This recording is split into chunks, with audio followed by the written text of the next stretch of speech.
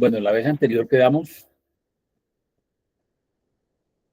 por aquí, en el significado de Sión, de por qué habían llevado la arca a Sión. Entonces, empalmamos acá. Sión era una pequeña cadena montañosa al sur de Jerusalén, con valles al este y al oeste, y por lo tanto una fortaleza natural en sí misma, con una posición sólida y defendible.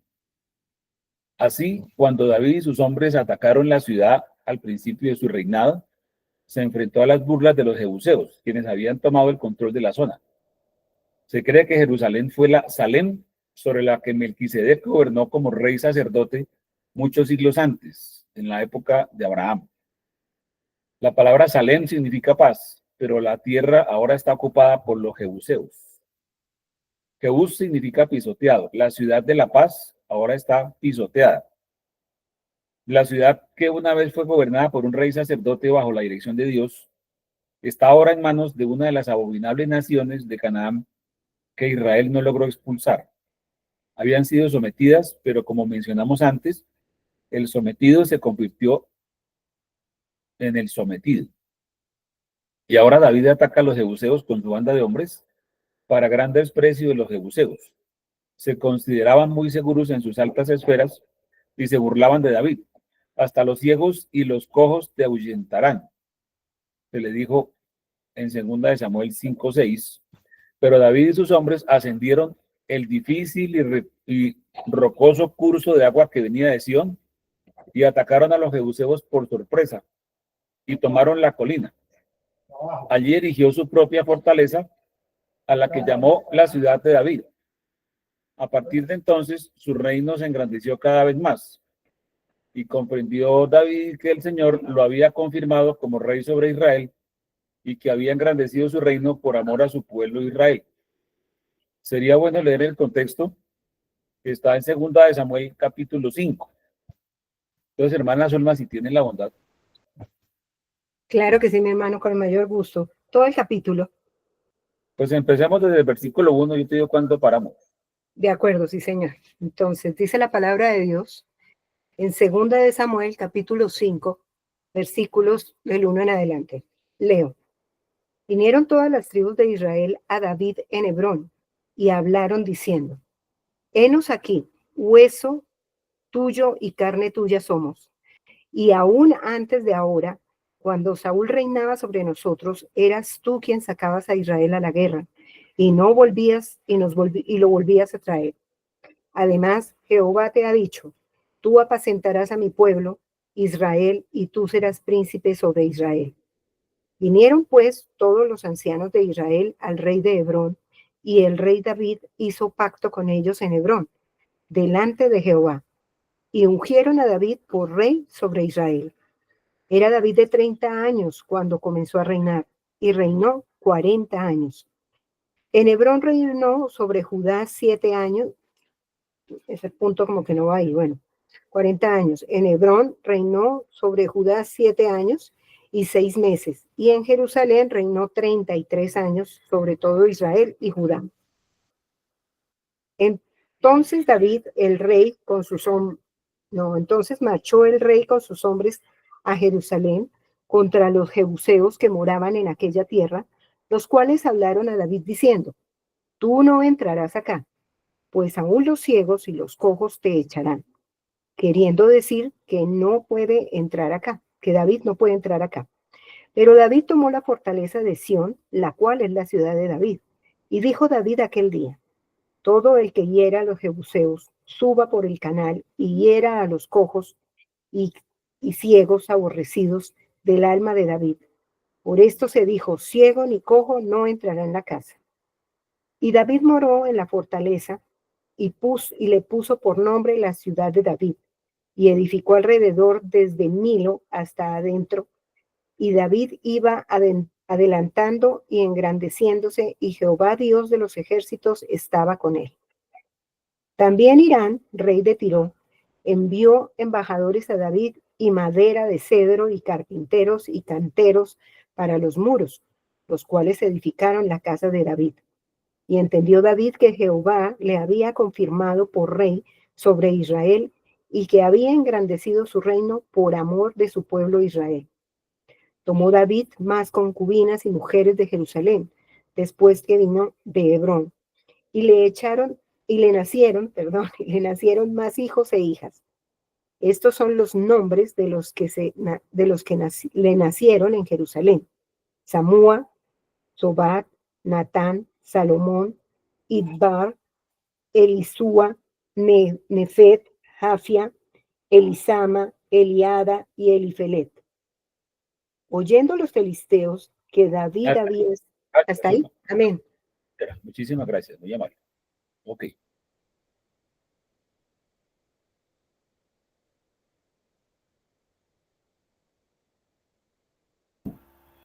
Ok, entonces según ese contexto que acabamos de leer ahí,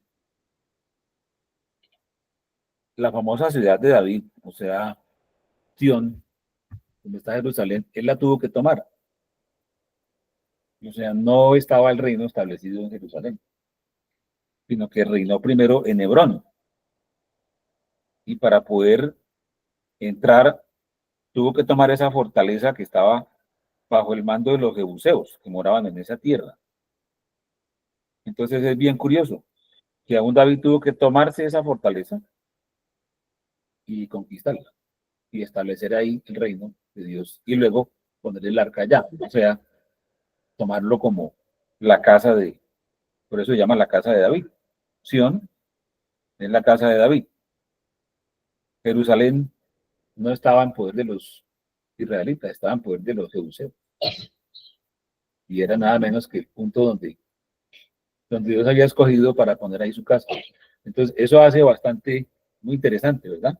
Porque uno piensa que es que Jerusalén ha sido siempre ahí, no tuvieron que tomársela y mire usted cuándo. O sea, apenas hasta cuando David fue rey.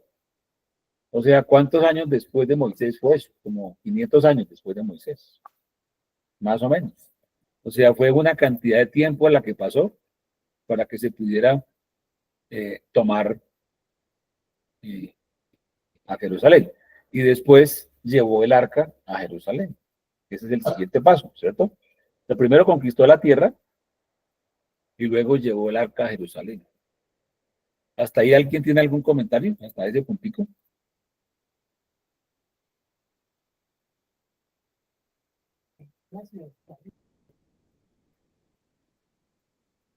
¿Qué?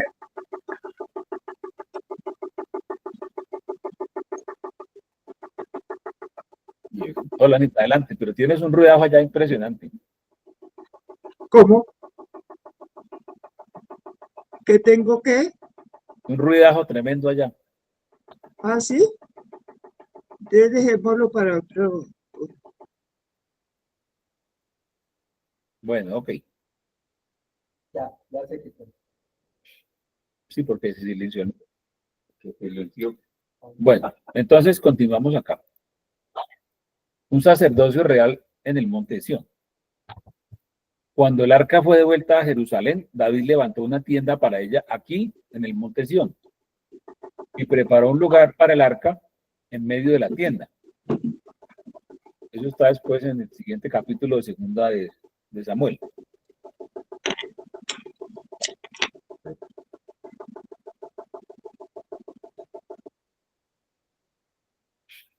Esto es prácticamente todo lo que sabemos sobre la estructura del tabernáculo de David, sin dimensiones, sin explicación de cómo se hizo, el tipo de tela que se usó, sin mención del candelabro, del altar del incienso, la fuente de bronce, el altar de bronce, las tablas de cedro ni las varas.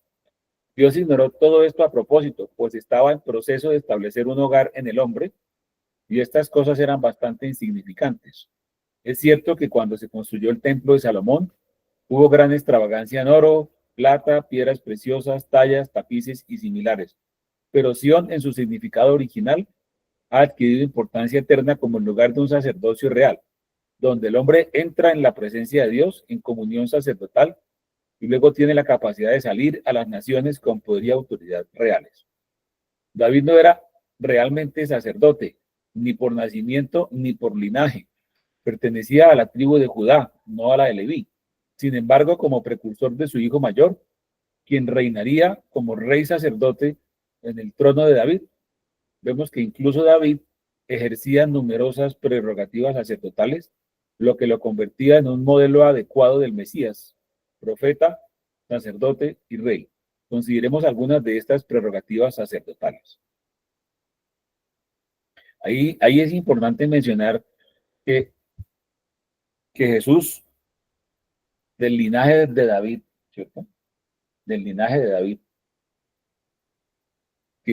cuya genealogía fue explicada con detalles, por un lado en el Evangelio de Mateo y por otro lado en el Evangelio de Lucas. En el Evangelio de Mateo se explica la genealogía de Jesús para demostrar que tenía derecho al trono de David. O sea, se presenta que Jesús tenía linaje de David, o sea, descendencia de David. Y por el lado de Lucas se presenta la genealogía de Jesús por el otro lado, o sea, por el lado de María. ¿Sí? Entonces, por las dos puntas se está tejiendo que Jesús venía del linaje de David. Y eso se entrecruza en un punto allá. Eso es muy interesante cuando uno lo estudia. O sea, esas genealogías y a veces esas retajilas de hijos y de ciudades y todo eso, que uno dice, bueno, y esto, pues, como que me aporta, ¿verdad? Bueno, yo sé que en principio a uno no le aporta mucho en forma sí, literal, como se ve allí. Pero cuando se estudia con otros ojos distintos, empieza uno a descubrir unas cosas muy, muy interesantes, porque se da cuenta uno que por qué razón se escribieron esas genealogías, o sea, cuál era la razón de escribir todo eso. Pero entonces lo que es curioso del asunto es que Jesús es nuestro sumo sacerdote, pero él no era originario, o sea, no venía de la linaje de Leví, sino venía del linaje de David, el cual a su vez venía del linaje de Judá. Entonces, Jesús es sumo sacerdote sin ser del linaje de Leví, porque el sacerdocio era de la tribu de Leví. ¿Sí? Entonces, es muy, muy especial. O sea, lo que es la persona de David en la Biblia es demasiado especial, porque en David se confluyeron dos cosas. Se confluyó el reino, pero como lo dice acá, se confluyó el sacerdocio también sin que él tuviera el linaje de sacerdote. ¿Sí? O sea, David podía ofrecer sacrificios y lo hizo sin que por eso Dios se enojara. ¿Sí? Cuando Saúl hizo lo mismo, que ofreció sacrificios por su cuenta, sin esperar que llegara Samuel, el cual por algún motivo no especificado se había retrasado y no llegó cuando lo esperaban para hacer el sacrificio, Saúl se apresuró a hacer el sacrificio y automáticamente se ganó la reprensión de Samuel, porque le dijo, usted no tiene derecho de ofrecer sacrificio. ¿Ya? En cambio, David ofrecía sacrificios y no pasaba nada, antes pasaban cosas buenas. David fue el que tuvo en su corazón, el único que tuvo en su corazón el deseo de traer el arca otra vez de regreso a donde tenía que estar y no dejarla olvidada, incluso desarticulada del resto del tabernáculo, ¿cierto? Porque el tabernáculo se encontraba en Hebrón, según estudiamos la vez anterior, se encontraba en Hebrón y el arca estaba en una casa y después de un montón de años en otra casa, o sea, estuvo en la casa de un personaje llamado Abinadab, que fue cuando se la robaron los filisteos, la devolvieron, la pusieron en casa de Abinadab, que era uno de la tribu de Leví, y que digamos que por ascendencia tenía derecho de por lo menos tener el arca en sus predios, y ahí estuvo por muchos años, hasta que finalmente la pasaron a la casa de Obed Edom, el cual también era de la tribu de Leví, era otro sacerdote, pero él sí apreció el arca y cuando David se dio cuenta de eso, dijo, no, entonces el arca tenemos que traerlas para que esté con nosotros, porque, porque tener el arca trae unas bendiciones muy, muy especiales, ¿sí? Y fue cuando la trajeron a Hebrón y después David la va a pasar a Jerusalén. Después de conquistar a Jerusalén, va a pasar el arca a Jerusalén. Entonces, eso es bastante interesante. Entonces se dice aquí que esto lo mencionaban en 2 Samuel, en el capítulo 6. Entonces, creo que esa escritura ya la habíamos leído tangencialmente la vez pasada, pero valdría la pena volverla otra vez a revisar. Hermana Zulma. 2 Samuel, capítulo 6, empiezas en el versículo 1 y miramos ahí cuándo paramos. ¿Listo? Adelante, por favor. De acuerdo, entonces dice la palabra de Dios en 2 Samuel, capítulo 6, desde el versículo 1. Leo.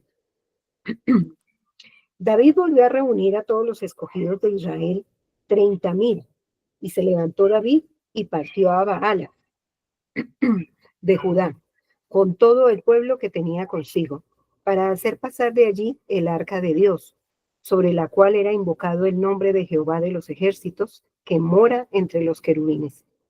Pusieron el arca de Dios sobre un carro nuevo y la llevaron de la casa de Abinadab, que estaba en el collado, y Usa y Ahío, hijos de Abinadab, guiaban el carro nuevo. Y cuando lo llevaban de la casa de Abinadab, que estaba en el collado, con el arca de Dios, Ahío iba delante del arca, y David y toda la casa de Israel danzaban delante de Jehová con toda clase de instrumentos de madera de haya, con arpas, salterios, panderos, flautas y címbalos. Cuando llegaron a la era de Nacón, Usa extendió su mano al arca de Dios y la sostuvo, porque los bueyes tropezaban. Y el furor de Jehová se encendió contra Usa y lo hirió allí Dios por aquella temeridad y cayó allí muerto junto al arca de Dios. Y se entristeció David por haber herido Jehová a Usa y fue llamado a aquel lugar Pérez Usa hasta hoy. Y temiendo David a Jehová, aquel día dijo: ¿Cómo ha de venir a mí el arca de Jehová? De modo que David no quiso traer para sí el arca de Jehová a la ciudad de David, y la hizo llevar David a casa de Obed-edom geteo. Y estuvo el arca de Jehová en casa de Obed-edom geteo 3 meses, y bendijo Jehová a Obed-edom y a toda su casa. Fue dado aviso al rey David diciendo: Jehová ha bendecido la casa de Obed-edom y todo lo que tiene a causa del arca de Dios. Entonces David fue y llevó con alegría el arca de Dios a casa de Obed-edom, a la ciudad de David. Y cuando los que llevaban el arca de Dios habían andado 6 pasos, él sacrificó un buey y un carnero engordado. Y David danzaba con toda su fuerza delante de Jehová, y estaba David vestido con un efod de lino.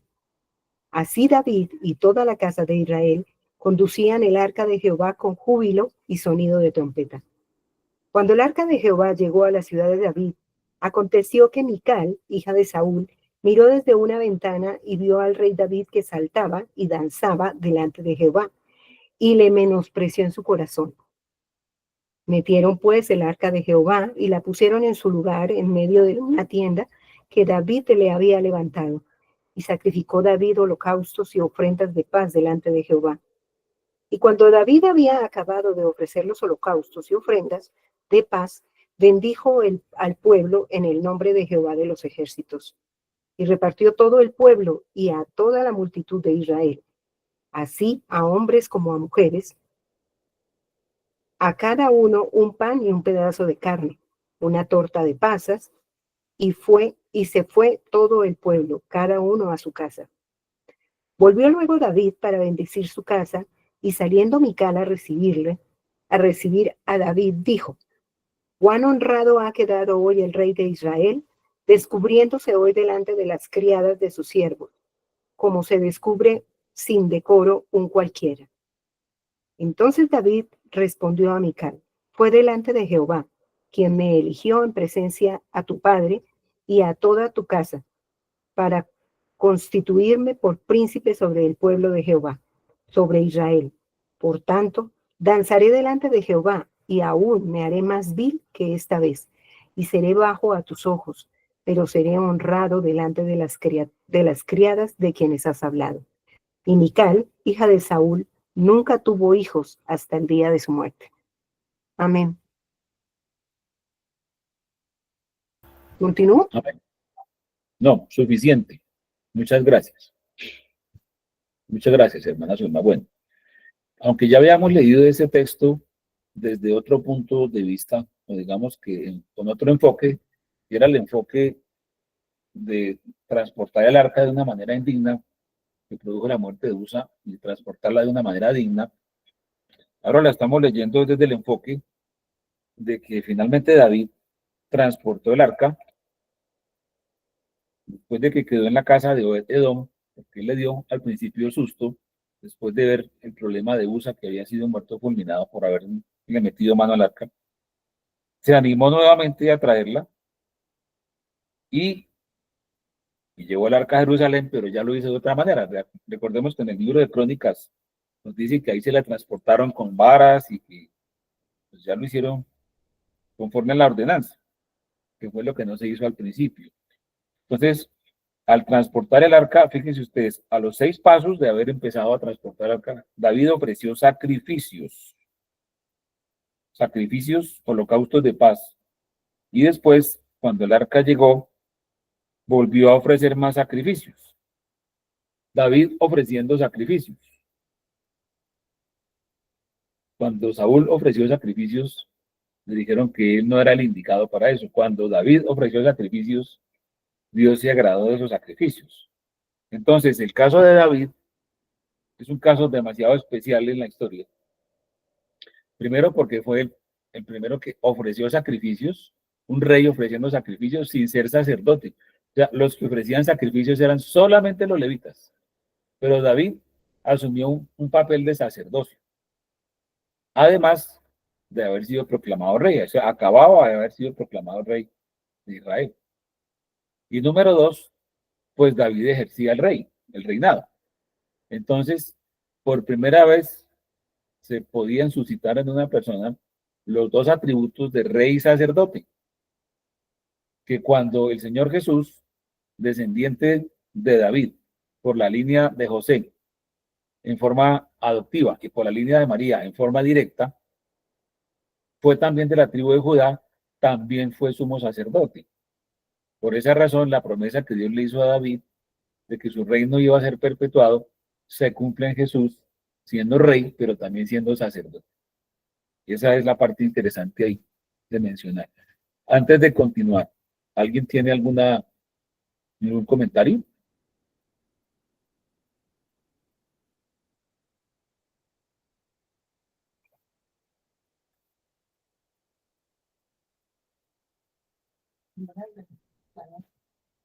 Que era parienta de Isabel. Entonces era por ambos lados que tenía la genealogía, ya venía de David por ambos lados, por José y directamente por María, porque ahí en Lucas dice cuando Elizabeth, habla de Elizabeth y de Zacarías, que Elizabeth era de la descendencia de Aarón y ella era parienta de María, entonces ellos eran de la descendencia por ambos lados, fue confirmado de David, la descendencia de Jesús. ¿Alguien más?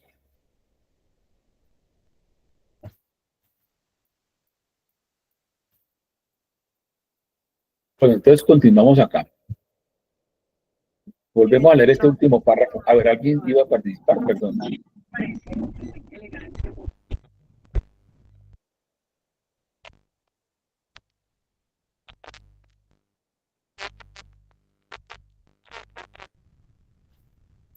Bueno, David no era realmente sacerdote, ni por nacimiento ni por linaje. Pertenecía a la tribu de Judá, no a la de Leví. Sin embargo, como precursor de su hijo mayor, hijo con mayúscula, o sea, hablando de Jesús, quien reinaría como rey sacerdote en el trono de David, vemos que incluso David ejercía numerosas prerrogativas sacerdotales, lo que lo convertía en un modelo adecuado del Mesías, profeta, sacerdote y rey. Consideremos algunas de estas prerrogativas. Entonces, ahora sí, él participó del pan y las armas sacerdotales. Cuando David, a ver, alguien levantó la mano por aquí. Hermana Ana, adelante. Activa el micrófono.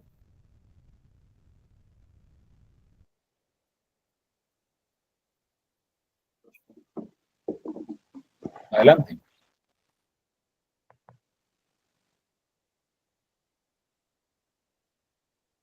No, yo creo que se le disparó la manita entonces. Bueno, pues seguimos leyendo.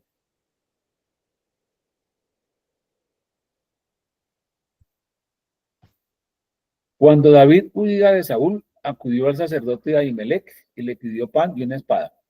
El sacerdote, algo temeroso, le dio a regañadientes el pan sagrado y la espada de Goliat, que de alguna manera le habían confiscado a David muchos años antes.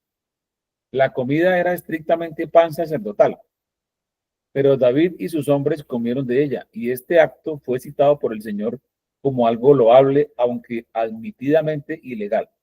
Leamos en el libro de Mateo, en el Evangelio de Mateo, capítulo 12.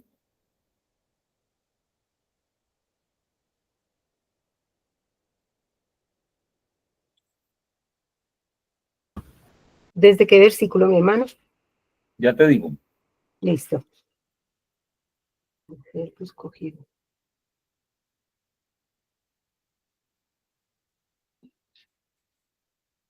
porque 25. es que ahí no se dice eso. Esta cita ahí está como mal. Sí, creo que sí. Sacerdotes. Abimelech. Vamos a buscarla de otra manera. Sí, sí, porque sí.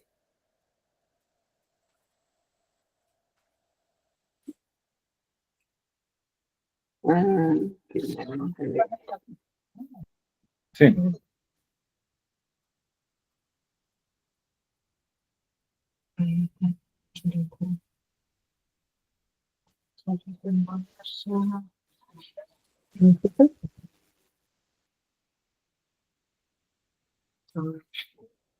Escogían.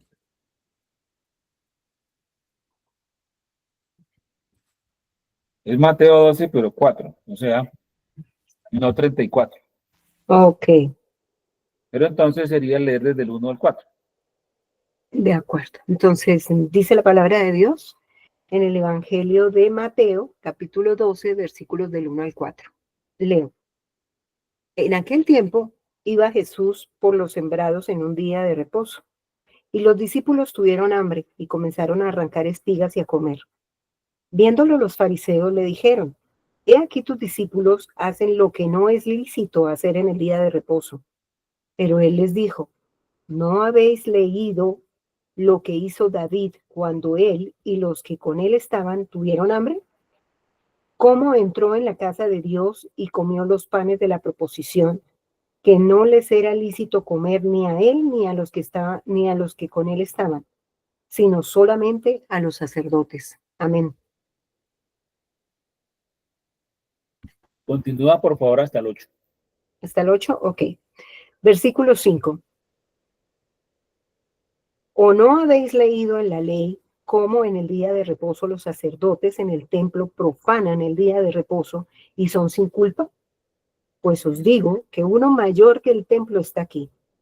Y si supieseis qué significa misericordia, quiero y no sacrificio, no condenaríais a los inocentes, porque el Hijo del Hombre es Señor del día de reposo. Amén. Tremenda sentencia esa, ¿no? Tremenda, tremenda sentencia. Entonces, sí estaba establecido que los panes de la proposición eran comida estrictamente sacerdotal. Sin embargo, David y los que estaban con él les dieron pan de la proposición y no pasó nada. O sea, ¿por qué? Pues porque David tenía acceso al pan de la proposición de alguna manera, porque era como un sacerdote, digámoslo así, en ciernes, ¿cierto? Era un sacerdote como en preparación. Dios estaba queriendo mostrar a través de David el sacerdocio, no solamente el reino, sino también el sacerdocio.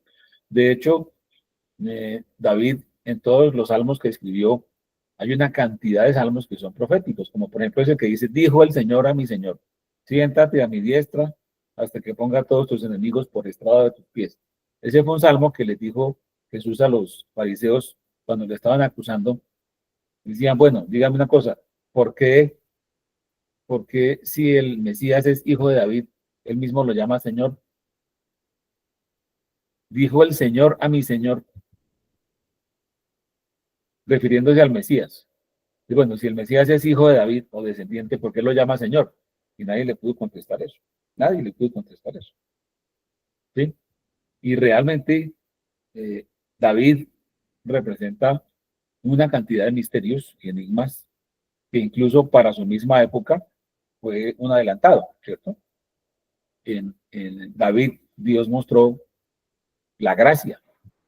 Sí, fue como empezar una transición de la ley a la gracia. Fue un anticipo de la gracia. O sea, David fue un adelantado para su época. David comió los panes y no le pasó nada. David trajo el arca a Jerusalén. David hizo una cantidad de cosas impresionantes. Por ejemplo, el mismo Jesús está diciendo aquí en el Evangelio de Mateo, ¿no habéis leído en la ley cómo en el día de reposo los sacerdotes en el templo profanan el día de reposo y son sin culpa? Imagínense eso. Esa cita que está mencionando ahí el Señor Jesucristo es, a ver, es alusiva a Números 28, del 9 al 10. Hermana Suma, leamos ese pedacito para entender qué es lo que profanan. Números 28, del 9 al 10. Dice la palabra de Dios en Números capítulo 28, del 9 al 10, ¿la entendí? Sí, señora, del 9 al 10. Del 9 al 10. Dice así, leo. Mas el día de reposo, 2 corderos de 1 año sin defecto y 2 décimas de flor de harina amasada con aceite como ofrenda con su libación. Es el holocausto de cada día de reposo, además del holocausto continuo y su libación. Amén. Para poder ofrecer un sacrificio había que hacer un trabajo, ¿cierto? Había que ir buscar los animales y degollarlos y hacerles todo el trabajo. Y fuera de eso, dice que un décimo de flor de harina amasada. Entonces, ¿quién lo amasó? ¿No? Entonces, el solo amasar la harina y hacer la cocción de la misma, pues era violatorio del día de reposo. Entonces como dice, bueno, entonces, ¿cómo es la vaina? ¿Cómo es la cosa? ¿Cierto? Porque el tema ese del día de reposo, los fariseos lo habían vuelto tan sumamente taxativo que ellos habían definido cuánto se podía caminar el día de reposo, por ejemplo. ¿Cuánto podía usted caminar? Y entonces ya lo tenían como legislado, pero eso no estaba en la escritura. Pero ellos se hacían una cantidad de, de tradiciones, por eso es que Jesús les decía, vosotros quebrantáis la ley de Dios por vuestras tradiciones. O sea, al punto que eran más importantes sus tradiciones que la misma escritura que supuestamente fundamentaba esas tradiciones.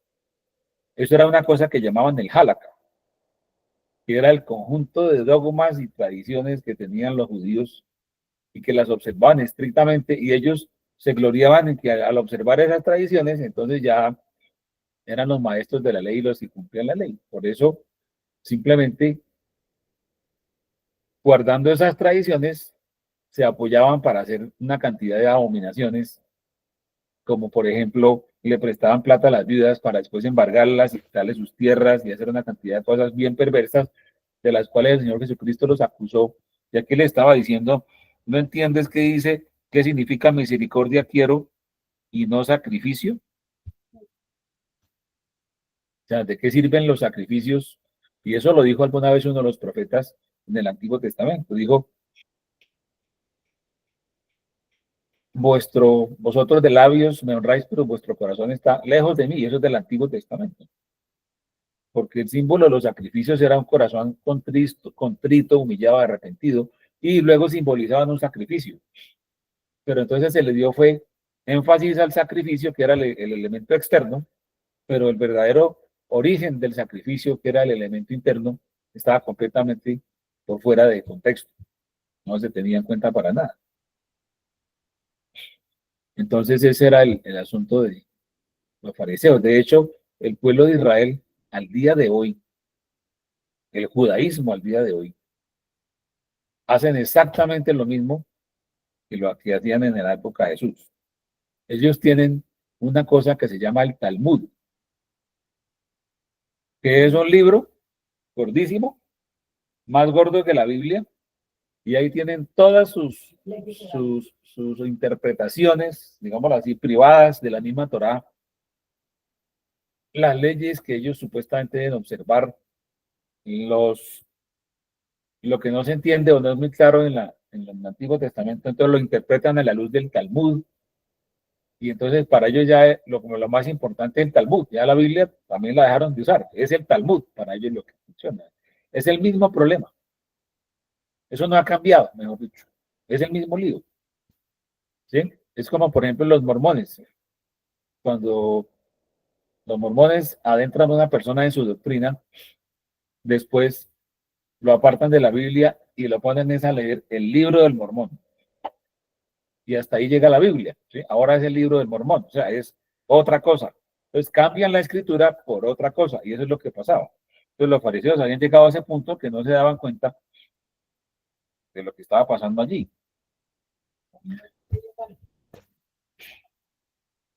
Bueno, entonces, eso en cuanto al tema del pan de la proposición y las armas sacerdotales que ahí le estaban entregando a David, la espada de Goliat.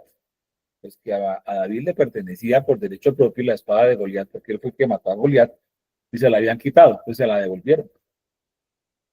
Por ahí alguien creo que había levantado la mano. La hermana Ana, después que ahorita activaste el micrófono, pero no hablaste, hermana Ana.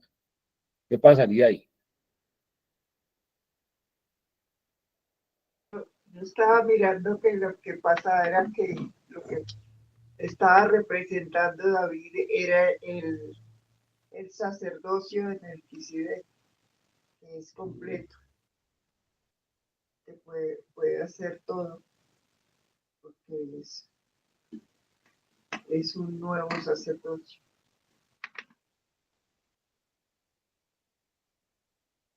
Ah, bueno, gracias, hermana, muy amable. ¿Alguien más?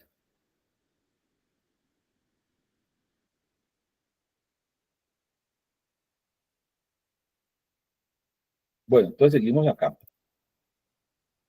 El segundo aspecto de las prerrogativas sacerdotales de David. Vestía vestimentas sacerdotales. Ya mencionamos cómo David se despojó de sus vestiduras reales de poder y salió danzando ante el Señor cuando regresó el arca, vestido con las humildes vestiduras del sacerdocio. Vestía una túnica de lino y un efodo. Esto hizo que su esposa Mical lo mirara con desdén. Era un gran rey. Y humillante verlo vestido como un humilde sacerdote y danzando ante el Señor. Bueno. Otro, él tenía acceso sacerdotal a Dios. Esto fue lo más asombroso de todo.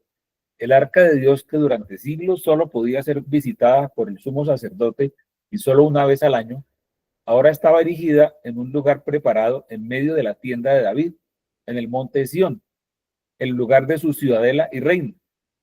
Él temía a Dios cuando Dios hirió a Usa por su error, pero ahora levanta una tienda para el arca en su propio patio, para poder morar con Dios todos los días de su vida. Hay un salmo que lo dice claramente, el Salmo 27. Ana Zulma. Salmo 27.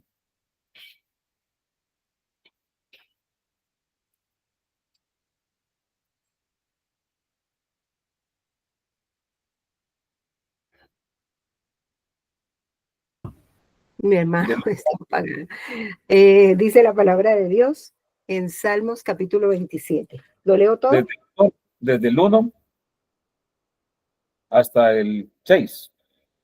Al 6. De acuerdo, dice así. Jehová es mi luz y mi salvación. ¿De quién temeré? Jehová es la fortaleza de mi vida. ¿De quién he de atemorizarme? Cuando se juntaron contra mí los malignos, mis angustiadores y mis enemigos, para comer mis carnes, ellos tropezaron y cayeron.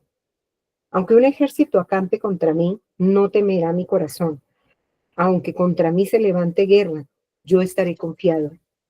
Una cosa he demandado a Jehová, esta buscaré, que esté yo en la casa de Jehová todos los días de mi vida, para contemplar la hermosura de Jehová y para inquirir en su templo.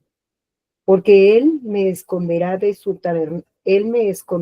tabernáculo en el día del mal, me ocultará en lo reservado de su morada, sobre una roca me pondrá en alto. Luego levantará mi cabeza sobre mis enemigos que me rodean, y yo sacrificaré en su tabernáculo sacrificios de júbilo. Cantaré y entonaré alabanzas a Jehová. Amén. Amén. David conocía el secreto de tener cerca el arca. Y entonces se la llevó a donde él estaba. Si bien él no entraba allá, o no ponía su mano sobre ella, pero la tenía cerquita, ¿cierto? Y él sabía que estando cerca al arca, como que no le iba a pasar nada. O sea, estaba en cierta forma muy protegido por el arca.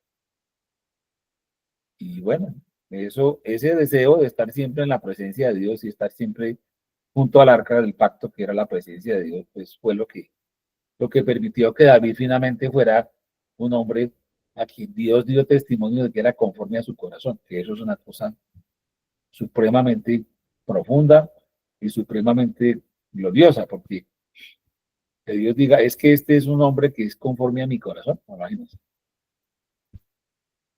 Por más que tuvo sus errores y sus pecados y que inclusive las consecuencias de su pecado fueron funestas, el reino fue dividido por esa razón, no le permitieron edificarle la casa que él quería a Jehová, sino a su hijo. Bueno, una cantidad de consecuencias. Su hijo se acostó con sus mujeres y sus concubinas delante del pueblo. O sea, fueron unas consecuencias nefastas que tuvo el pecado de David. Pero de todas maneras, su pecado fue perdonado y Dios nunca cambió digamos, esa descripción de que David era un hombre conforme a su corazón. Podemos sorprendernos de esto al considerar la drástica medida con la que Dios trató a otros por inmiscuirse en el sacerdocio. Años después, un rey llamado Usías, también un rey muy bueno, entró en el templo a ofrecer incienso y Dios lo dio con lepra allí mismo, a la vista de los sacerdotes. Pero Usías estaba realizando un ritual impulsado por el orgullo de su corazón, mientras que David actuaba con fe bajo la guía y dirección de Dios, y a Dios le agradó morar con David en la misma casa. La diferencia de Dios con el corazón, con qué intención se hacen las cosas. Así es. El Nuevo Testamento dice mucho sobre el sacerdocio del creyente y nuestra herencia como reyes y sacerdotes para Dios. Pero aquí en el Monte Sión tenemos un anticipo del acceso sacerdotal a la presencia de Dios, según el Nuevo Testamento. Al cultivar el ministerio sacerdotal, entramos en comunión con Dios. En el ministerio real tenemos poder con los hombres. Por eso debemos concentrarnos en el ministerio sacerdotal. Y por esto Dios siempre establece un sacerdocio en la tierra antes de establecer un rey. El hombre siempre quiere invertir este orden y al hacerlo trae caos y devastación a la herencia de Dios. Ojalá Dios erradicara ese anhelo inherente de poder y autoridad del corazón de su pueblo y especialmente del corazón de quienes ejercen el ministerio. Bueno, eso abre una cantidad de temas adicionales, porque si bien nosotros somos reyes y sacerdotes, el reino que nos llaman a ser parte de es el reino sobre el pecado, sobre nuestra naturaleza caída, el reino sobre, o sea, nuestro dominio propio. Ese es el reino que el Señor Jesucristo quiere, del cual hagamos nosotros parte, porque ese es el reino y en este momento estamos abocados a, a apropiarnos de.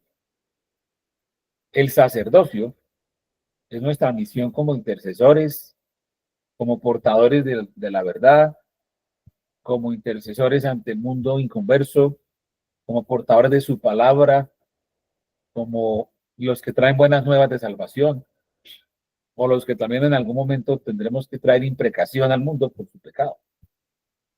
Pero entonces esto se ha invertido y se ha tergiversado al punto que se pretende que el reino sea apoderarse de una congregación y empezar a reinar sobre los demás.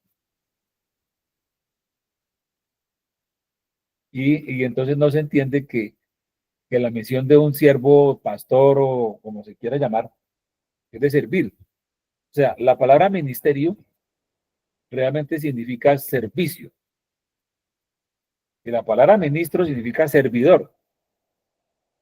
Pero entonces se tiende a identificar en la palabra ministro con lo que hacen los ministros del gabinete de un presidente, que son como los reyesitos de cada uno de los aspectos políticos de un país. Y entonces el ministro se identifica como el gobernante, pero realmente es el servidor. Y ahí empieza el problema. Entonces, por eso es que, o sea, ¿cómo sería David de humilde? Y una vez pasando por un sitio, al frente de un abismo, un hombre fue y lo maldijo. Y uno de los ejércitos, uno de los generales del ejército de David le dijo que por qué maldice ese perro muerto a mi señor el rey. ¿Quiere mi señor el rey que de una vez lo ejecutemos aquí públicamente? Y David le dijo, deja que a lo mejor Dios es el que le ha dicho que me maldiga, porque le estaba diciendo, fuera de aquí, hombre sanguinario y perverso. Y resulta que David ya había hecho el problema de Betsabé y Urías. Entonces David dijo, pues no está diciendo mentiras. Sí, fui un hombre que asesinó y que soy perverso. Déjalo que maldiga al rey. A lo mejor así el Señor tendrá misericordia de mí. A lo mejor por su maldición, quién sabe si Jehová más bien me añada bienes, ¿cierto? Entonces, así era de humilde David, que aun siendo el rey, no se iba a aguantar que lo maldijera cualquier ciudadano de a pie, pues lo permitió porque discernió que en ese momento estaba siendo reargüido por Dios a través de esa persona. O sea, aún a ese punto David llegaba de poder entender que su papel de rey no le daba atribuciones de déspota ni de dictador, sino que él tenía que seguir guardando su compostura, su humildad como un sacerdote del Señor, porque ahí se confluían esos dos elementos. Entonces, eso es muy, muy, muy importante. Entonces decimos aquí, el Nuevo Testamento dice mucho sobre el sacerdocio del creyente y nuestra herencia como reyes y sacerdotes para Dios.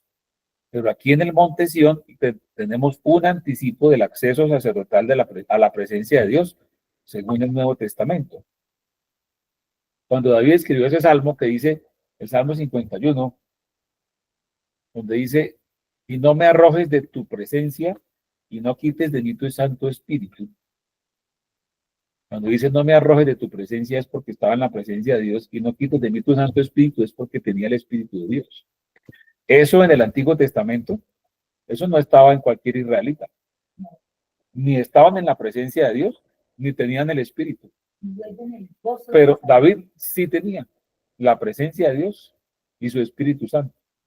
Y por gozar de la presencia de Dios y tener su Espíritu, es que pudo escribir esa cantidad de salmos en los cuales hay salmos proféticos, mesiánicos, escatológicos, de todo lo que uno quiera.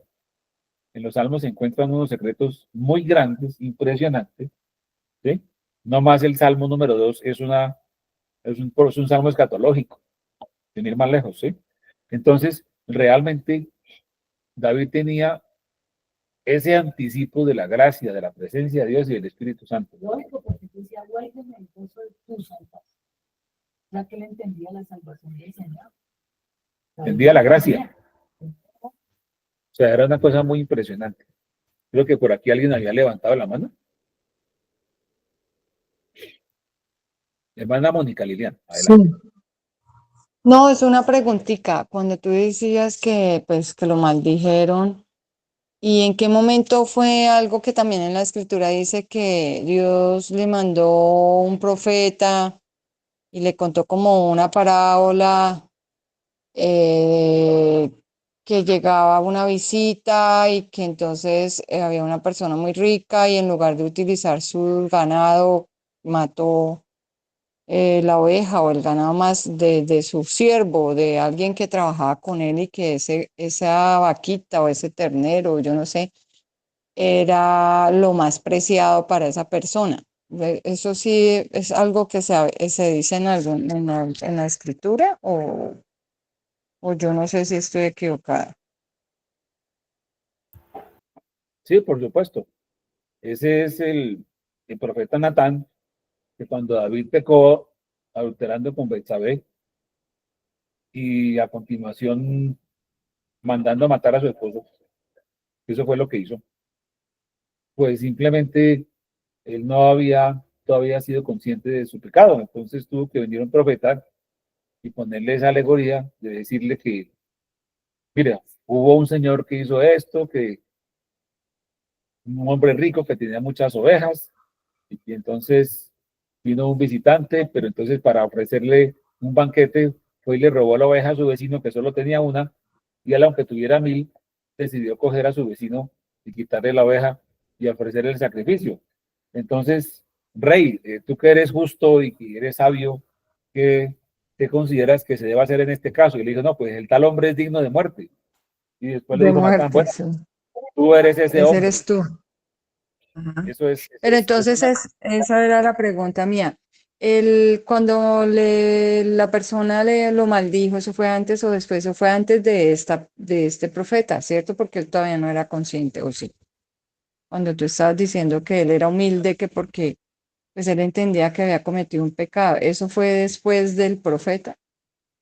claro que sí, porque Ok. David, en la historia que estamos leyendo aquí, es el inicio de su reino, pero el reino a 40 años. Entonces, ya mucho más adelante de su reino fue que pasó el problema con Betsabé.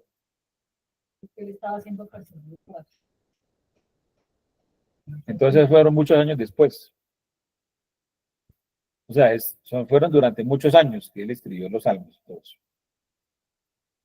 Sí, se Ok, solucionó. gracias. Ok. ¿Alguien más?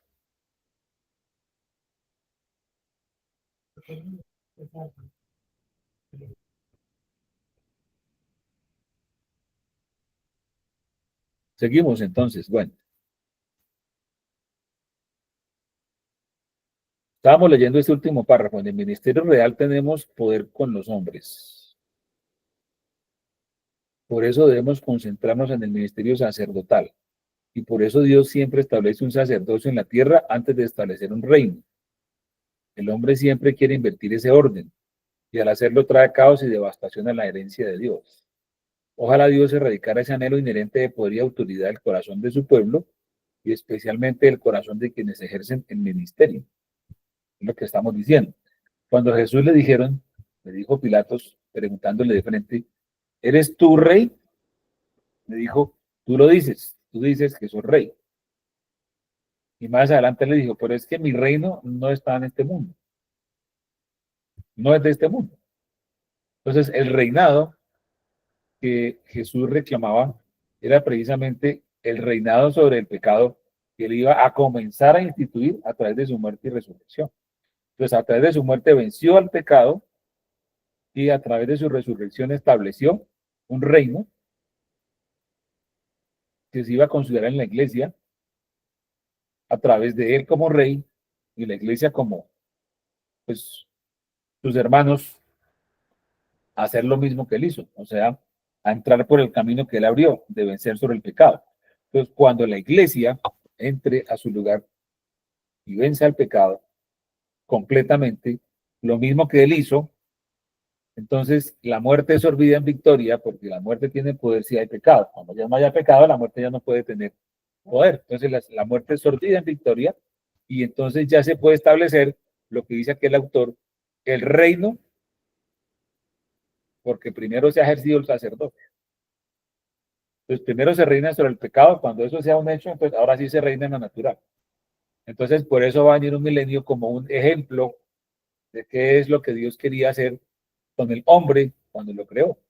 O sea, el plan de Dios de que el hombre señoreara sobre los peces del mar, sobre las bestias de la tierra, sobre las aves del cielo, sobre todo el reino que él había creado, eso no va a quedar truncado. Ese propósito de Dios se va a ver ejecutado en el milenio a través del segundo Adán, que es Jesús, con un reino y con unos reyes que van a reinar sobre la tierra, que es la iglesia que ha logrado vencer al pecado y entrar a ese reino. Entonces, se va a volver a ver lo que inicialmente se pudo haber visto. No sabemos cuánto tiempo le duró la luna de miel a Adán, reinando sobre el reino de Dios, o sea, reinando sobre el reino animal, sobre el reino vegetal, sobre todo lo que él lo puso a gobernar. En este momento el hombre no tiene control sobre eso. Lo va a volver a tener y se va a volver a ver ese reino. Pero primero tuvo que restablecer ¿qué? A través del sacerdocio, tuvo que restaurar el reino espiritual para después volver a restaurar el reino físico, que es lo que está diciendo el autor. ¿Qué es lo que pasa? Dice ahí que ojalá Dios erradicara ese anhelo inherente de poder y autoridad del corazón de su pueblo y especialmente del corazón de quienes ejercen el ministerio. Porque en este momento, lamentablemente en la iglesia, hay muchos hermanos ejerciendo el ministerio, pero lo están ejerciendo de esa manera de reino y muchas veces de reino despótico. O sea, totalmente al revés de lo que significa ministerio. Enseñoreándose de las ovejas, incluso comiéndose las ovejas, trasquilándolas, eso no es lo que hacen. Entonces, finalmente, eso está pasando. O sea, es totalmente disfuncional, es un reino disfuncional, eso no es el reino de Dios. ¿Eh? De eso, todos yo creo que conocemos de sobra y de primera mano los resultados y las consecuencias del reino ejercido de una manera completamente equivocada. Va a ser mayor que él vino a servir y no a ser servido.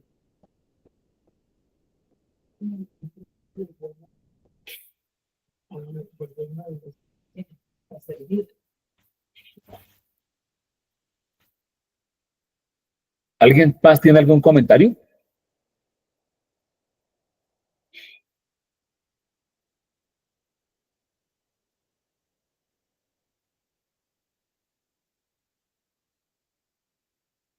Bueno, continuamos acá.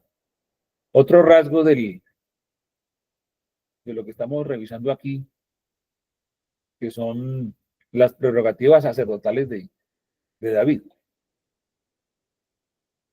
La puerta abierta a Dios a las naciones. Los cánticos que da el Espíritu siempre se relacionan con lo que Dios está haciendo en la tierra en ese momento específico, o lo que está a punto de hacer. Y el día en que el arca de Dios fue llevada a Sión y colocada en la tienda de David, Asaf y sus hermanos recibieron un salmo profético para conmemorar este nuevo día. Era un cántico de agradecimiento y alabanza por la gran bondad de Dios hacia la casa de Israel al confirmar el pacto que había hecho con Abraham y velar por ellos en su debilidad y en sus peregrinajes. No permitió que nadie les hiciera mal. Antes, por causa de ellos, reprendió a reyes, diciendo, no tocáis a mis ungidos, ni hagáis mal a mis profetas. Pero inmediatamente después de decir esto, David fue cautivado por la inspiración profética, pues era un profeta cantor, y comenzó a declarar lo que Dios haría entre las naciones. Israel siempre había sido lento en comprender lo que Dios, en comprender que lo que Dios hacía por ellos y en ellos no debía limitarse a su pequeña tierra, templo y pueblo, sino convertirlos en una puerta de expresión para las naciones, para que a través de ellos todas las naciones pudieran participar de la bendición de Abraham. David, por lo tanto, comenzó a profetizar sobre la gloria de Dios que emanaría del monte Sión y abrazaría a todas las naciones de la tierra. Esta ocasión de triunfo y gloria en el monte Sión no sería un mero sueño nacionalista hecho realidad para el pueblo elegido de Dios. Sería un nuevo comienzo para la humanidad, el manantial de un río que finalmente abrazaría al mundo entero y traería liberación a una creación que gemía. Así que continuó. Eso está en el Salmo 105. Hermana Zulma, si quiere leer el Salmo 105 del 1 al 15.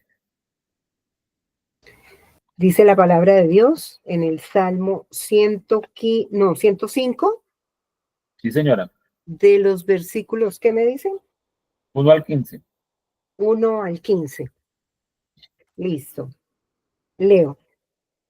Alabad a Jehová, invocad su nombre, dad a conocer sus obras en los pueblos. Cantadle salmos, hablad de todas sus maravillas.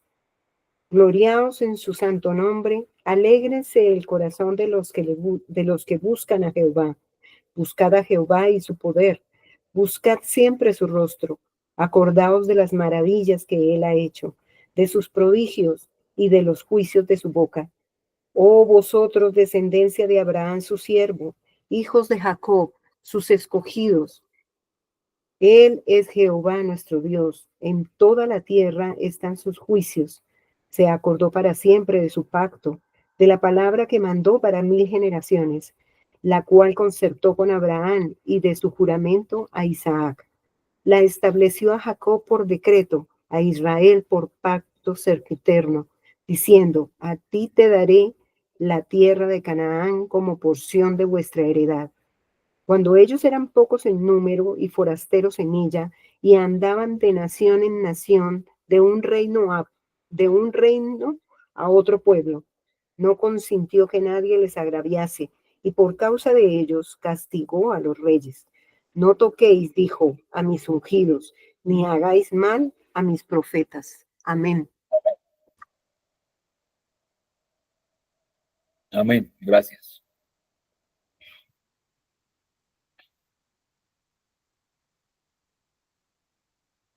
Y aquí hay otro que es en Primera de Crónicas 16, del 8 al 36. Dice la palabra de Dios en Primera de Crónicas, capítulo 16, versículos desde el Del 8 al 36. 8 al 36. Primera de Crónicas, capítulo 16, del 8 al 36. Dice así, leo. Alabad a Jehová, invocad su nombre, dad a conocer en los pueblos sus obras. Cantad a él, cantadle salmos, hablad de todas sus maravillas. Gloriaos en su santo nombre, alégrese el corazón de los que buscan a Jehová. Buscad a Jehová y su poder, buscad su rostro continuamente. Haced memoria de las maravillas que ha hecho, de sus prodigios y de sus juicios, y de los juicios de su boca. Oh vosotros, hijos de Israel, su siervo, hijos de Jacob, sus escogidos. Jehová, Él es nuestro Dios. Sus juicios están en toda la tierra. Él hace memoria de su pacto perpetuamente y de la palabra que Él mandó para 1000 generaciones, del pacto que concertó con Abraham y de su juramento a Isaac, el cual confirmó a Jacob por estatuto y a Israel por pacto sempiterno, diciendo: a ti te daré la tierra de Canaán, porción de tu heredad. Cuando ellos eran pocos en número, pocos y forasteros en ella, y andaban de nación en nación y de reino a otro pueblo, no permitió que nadie los oprimiese. Antes, por amor de ellos, castigó a los reyes. No toquéis, dijo, a mis ungidos, ni hagáis mal a mis profetas. Cantad a Jehová toda la tierra, proclamad de día en día su salvación. Cantad entre las gentes cantad entre las gentes su gloria, y en todos los pueblos sus maravillas. Porque grande es Jehová y digno de suprema alabanza, y de ser temido sobre todos los dioses. Porque todos los dioses de los pueblos son ídolos, mas Jehová hizo los cielos. Alabanza y magnificencia delante de él. Poder y alegría es su morada. Tributad a Jehová, oh familias de los pueblos. Dad a Jehová gloria y poder. Dad a Jehová la honra debida a su nombre. Traed ofrenda y venid delante de él. Postraos delante de Jehová en la hermosura de su santidad. Temed en su presencia toda la tierra. El mundo será aún establecido para que no se conmueva. Alégrense los cielos y gócese la tierra, y digan en las naciones: Jehová reina. Resuene el mar y su plenitud, Alégrese el campo y todo lo que contiene. Entonces cantarán los árboles de los bosques delante de Jehová, porque viene a juzgar la tierra. Aclamad a Jehová, porque Él es bueno, porque su misericordia es eterna.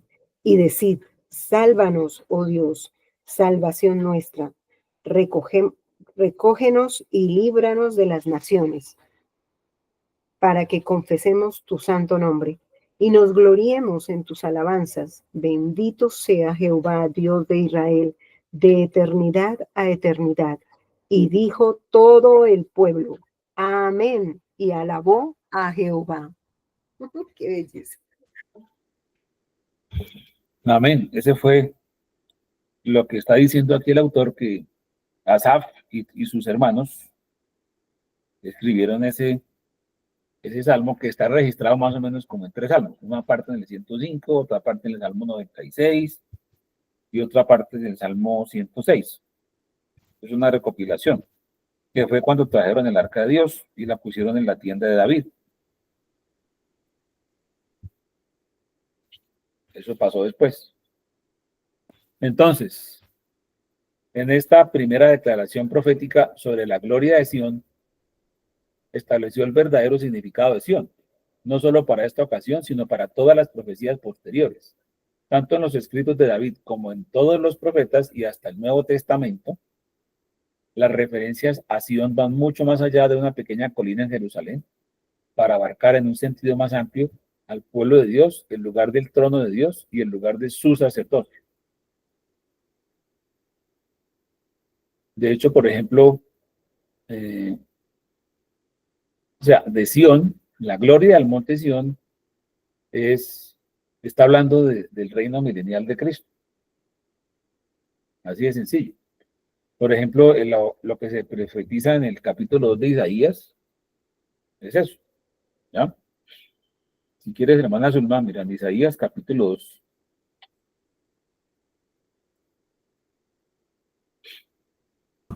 Isaías capítulo 2 o 12. 2. 2, ok. Listo, ¿qué versículos? 1 al 4. 1 al 4. Del 1 al 4. Entonces, dice así la palabra de Dios en Isaías capítulo 2, del 1 al 4. Lo que vio Isaías, hijos de Amós, acerca de Judá y de Jerusalén. Acontecerá en lo postrero de los tiempos que será confirmado el nombre de la casa de Jehová como cabeza de los montes. ¿Aló?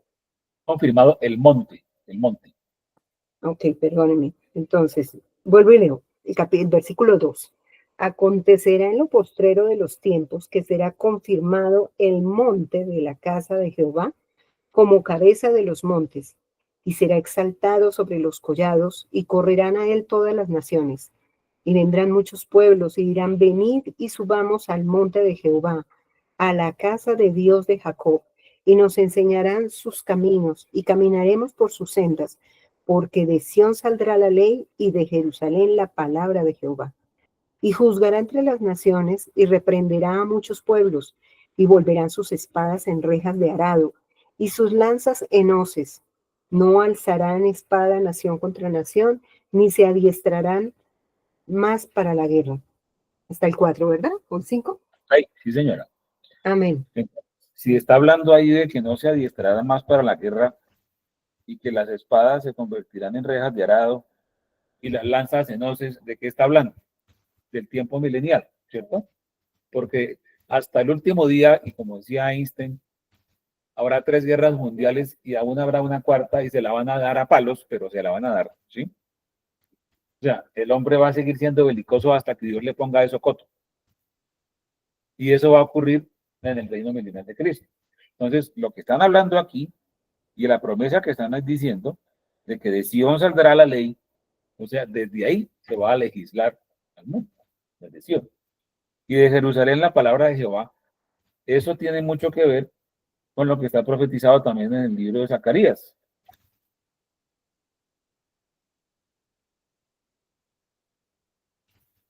En el libro de Zacarías, en el capítulo 14,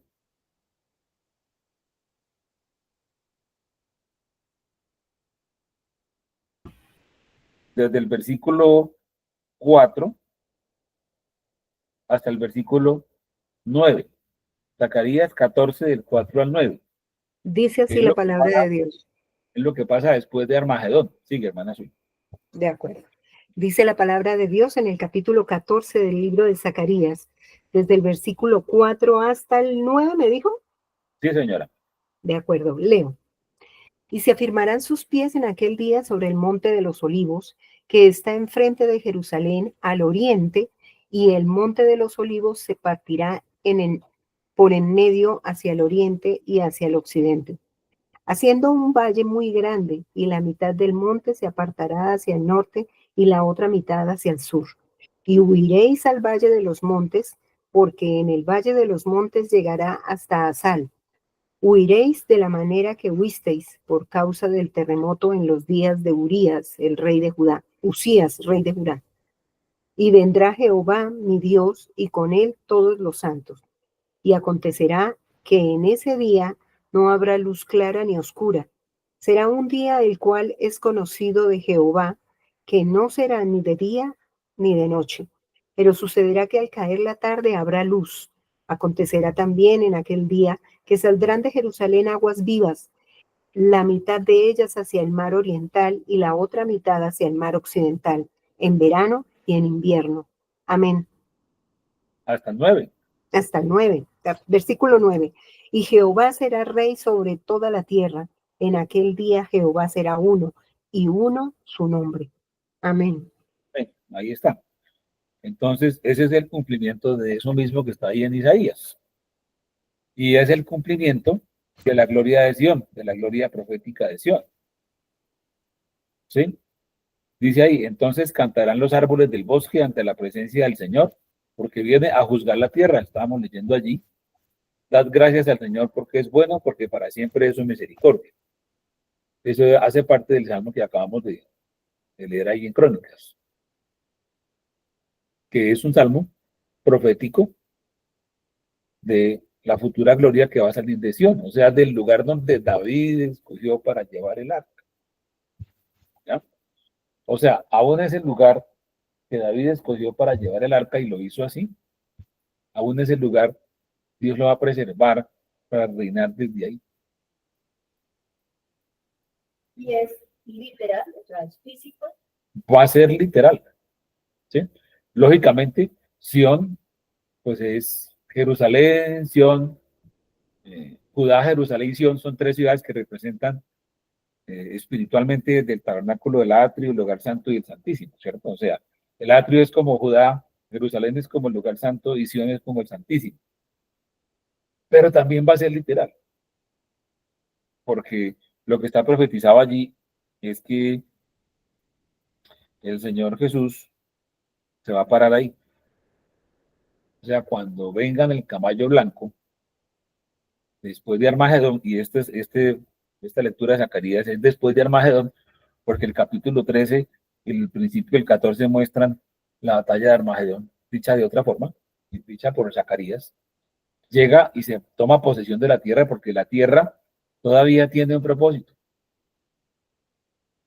O sea, uno podría decir, no, pero es que Dios es espíritu, entonces ¿para qué se complica él con la materia? Porque la materia es como algo demasiado de baja categoría, ¿cierto? Es corruptible, es de baja categoría. O sea, Dios, ¿por qué se tomó el trabajo de ponerse a hacer materia? Si él tenía unos ángeles que eran espíritus, como dice la escritura, son espíritus ministradores, y entonces, como para qué se tomó el trabajo de ponerse a fabricar materia, como para qué, si eso era tan corruptible, y hacer un reino mineral, por ejemplo, el reino mineral ni se reproduce, ni siquiera es biológico, sino inerte, y luego el reino vegetal, y luego aún el reino animal, un reino tan inferior como para qué, ¿cierto? Y aún crear al hombre, al ser humano, y lo creó del polvo de la tierra, o sea, lo hizo de la animalidad, lo hizo de la materia. ¿Sí? Nunca se dice en la Biblia que Dios haya creado a los ángeles del polvo de la tierra. ¿Ya? Porque cuando Dios creó los ángeles, ni siquiera existía la tierra. ¿Ya? Entonces no existía la materia. O sea, La materia fue un invento que llegó y fue presentado a los ángeles. Y uno dice, bueno, estos señores ángeles debieron haber estado como bastante entusiasmados o por lo menos maravillados de que, ¿y esto qué es? La materia. O sea, Dios creó el espacio-tiempo y la masa. Creó las leyes físicas. ¿Sí? ¿Y esto como para qué? La materia. Pues es que nosotros debemos pensar un poquito como a la mente de Cristo. Bueno, si eso no tuviera ningún propósito, Dios no se hubiera tomado el trabajo de hacerlo. Más bien pensemos así. ¿Ya? Es cierto que el mundo va a tener un final. Recordemos que el fin del mundo no es lo mismo que el fin del siglo. El fin del siglo es el fin del periodo de tiempo que estamos viviendo, llámese dispensación actual, que es el tiempo de los gentiles, como lo dice Pablo. Cuando los tiempos de los gentiles se cumplan, entonces Dios se volcará a Israel, bueno, etcétera, etcétera. El fin del mundo sí va a existir, pero el fin del mundo ni siquiera es en la venida del Señor Jesús. Porque el Señor Jesús viene a tomar posesión del mundo y a transformar la materia y a liberar la creación de la esclavitud y corrupción a que está sujeta por el pecado y a generar el verdadero propósito de la materia como Él lo había creado desde un principio. Al final del milenio viene el juicio final y ahí dice que el cielo y la tierra huyeron. O sea, hay como un cataclismo cósmico y desaparece la tierra y los cielos como fueron creados. Pero después del juicio final dice que ahora va a haber tierra nueva y cielos nuevos. Entonces, bueno, entonces, ¿cómo es la vuelta? ¿Sí? Otra vez con la tierra. O sea, que el propósito, las cosas que Dios se propone en su eternidad, vuelven y funcionan otra vez. ¿No? Es como, por ejemplo, el tema de Abraham. La promesa que Dios le hizo a Abraham fue, en tu nombre, en tu simiente, serán benditas todas las naciones de la tierra. Todas. ¿Sí? Todas las naciones de la tierra. Y luego, la simiente de Abraham, que finalmente fue Cristo, logró cumplir la promesa de que en esa simiente que era Cristo, todas las naciones iban a ser redimidas. ¿Ya? Entonces, el propósito que Dios tuvo al tratar con un pueblo que fue la descendencia genética de Abraham, Isaac y Jacob. ¿Por qué se mencionan siempre esos tres? Aquí entre paréntesis, es bueno decir por qué. ¿Por qué mencionan, yo soy el Dios de Abraham, de Isaac y de Jacob? ¿Sí? ¿Por qué no bastaría con uno? Porque son tres dimensiones del reino de Por Dios. favor, levanta la mano. Ya la levantaste. Ya la levanté hace rato. Sí, apenas la termine, te voy a dar la palabra con mucho gusto, ¿ok? No, Entonces, yo ya la había levantado. sí, señora, pero apenas termine, te doy la palabra con mucho gusto. Bueno, ¿por qué de Abraham, de Isaac y de Jacob? Porque de Abraham reclaman herencia también los árabes, a través de Ismael. Sí. Y aún dicen y se atreven a decir que Ismael fue el primogénito y que Abraham es el segundón. ¿No? Y es cierto que Ismael nació primero que Abraham. Nació como 15 años o 12 años antes. Entonces, pues, eso es verdad. ¿Por qué de Isaac? Pues bueno, porque no es de Ismael, sino es de Isaac. ¿Y por qué de Jacob? Pues porque Isaac tuvo dos hijos. Uno fue Jacob y el otro fue Esaú. Y Esaú fue aborrecido. Entonces, por eso es que tiene que hacer la línea y remarcar de Abraham, de Isaac y de Jacob, porque si no, entonces le meten ahí a Ismael o le meten a los hijos que Abraham tuvo con Cetura, que ahí salieron un poco de tribus que después fueron enemigos de Israel, o le meten a Esaú. Entonces, por eso es Abraham, Isaac y Jacob. Y después de Jacob y los 12 hijos que tuvo Jacob, ahí se estableció una genealogía que fue separada y que constituyó el pueblo de Israel. Entonces, por eso siempre remarca los tres. Ahora sí, hermana Anita, a ver, ilústranos con qué querías decir, hermano.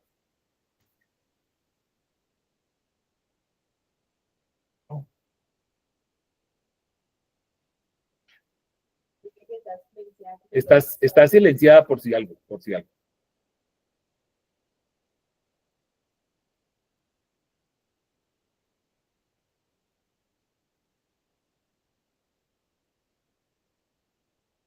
No, no has activado el micrófono, hermana Ana.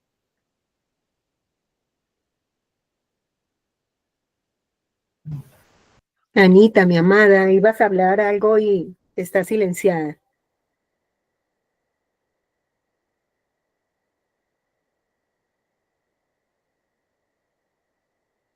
quién sabe qué pasó, se nos ocupó en otro tema. Bueno, si de pronto recuerda lo que ibas a decir, entonces vuelves y levanta la mano. Bueno, entonces, bueno, aquí terminamos un capítulo. El que sigue es el Templo de Salomón. Pienso que de pronto es mejor no iniciarlo porque nos queda quedamos como antojados, ¿cierto? De seguir. Pero entonces, ¿qué otros comentarios o preguntas hay sobre este tema? Queridos hermanos y hermanas. Y a ver si de pronto Anita se acuerda de lo que iba a decir. Aquí hoy Sion y Jerusalén, físicamente hay cristianos, como es ese tema ahí físicamente, o son judíos que no creen ni siquiera en el... Pues Sion hoy en día, tengo entendido, o sea, creo que el Templo de Salomón estaba en Sion. Y hoy está invadido por las mezquitas. O sea, al día de hoy, el monte, la explanada de las mezquitas, está invadida por dos mezquitas musulmanas, que son de los lugares más sagrados que tienen los musulmanes. El tercero más importante para ellos es Jerusalén, porque ellos dicen que Mahoma ascendió en alma y cuerpo a los cielos desde Jerusalén. Entonces ahí le tienen una mezquita.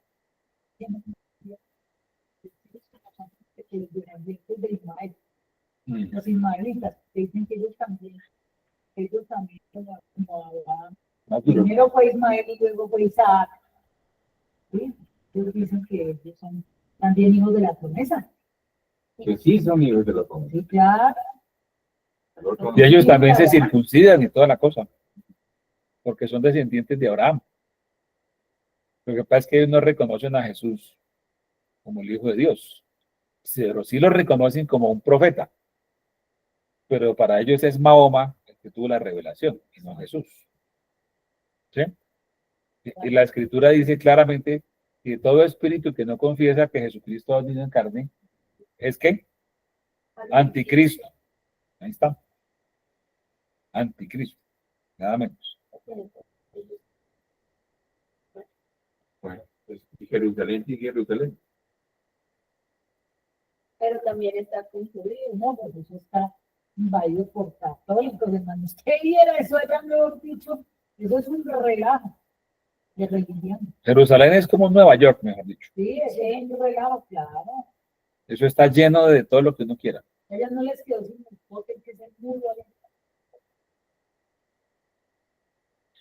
Los judíos quisieran hacer su templo, pero para poderlo hacer tienen que demoler una de las mezquitas. Claro, ¿Sí? porque están en la explanada del templo, ahí están las dos mezquitas ellos. Y no los dejan entrar. Es que eso es una grosería lo que tienen hecho. Pero los musulmanes se lo tomaron. Se lo tomaron, pero Claro. no los dejan entrar. Eso está prohibido. No los dejan entrar. Y están dentro de Jerusalén. Y están. Ellos no tienen en el cementerio y allá Y el el muro muro. los lamentos. El muro. Cuando el Señor tenga, pero después de Armagedón. Es que Cuando él entre por la puerta que está cerrada, por la de Solimanes magníficos, dice que entrará por la puerta de las ovejas y que el monte de los olivos se va a partir en dos, eso va a pasar allá. Va a haber un terremoto de la madre mía y va a haber un cataclismo cósmico que dice ahí, lo que leíamos, te acontecerá que en ese día no habrá luz clara ni oscura. Será un día en el cual es conocido de Jehová que no será día ni noche, pero sucederá que al caer la tarde habrá luz. O sea, cuando hay un día en que no hay día ni noche, es porque el eje de la Tierra va a cambiar. Cambia la rotación. Y para que el eje de la Tierra cambie, o sea, que el sol no se oculte, que fue lo que pasó muy posiblemente cuando Josué paró el sol en Gabaón, ¿sí? Entonces, cuando ocurra eso, es un día en que se altere la rotación de la Tierra de esa manera. Eso necesariamente, pues, es un cataclismo cósmico el que va a causar eso. Y fíjese que viene acompañado de un terremoto impresionante. entre otras cosas, ¿sí? Un tremendo terremoto, ¿sí? Si uno mira de pronto la séptima copa de ira, creo que habla de un terremoto también muy grande, ¿sí?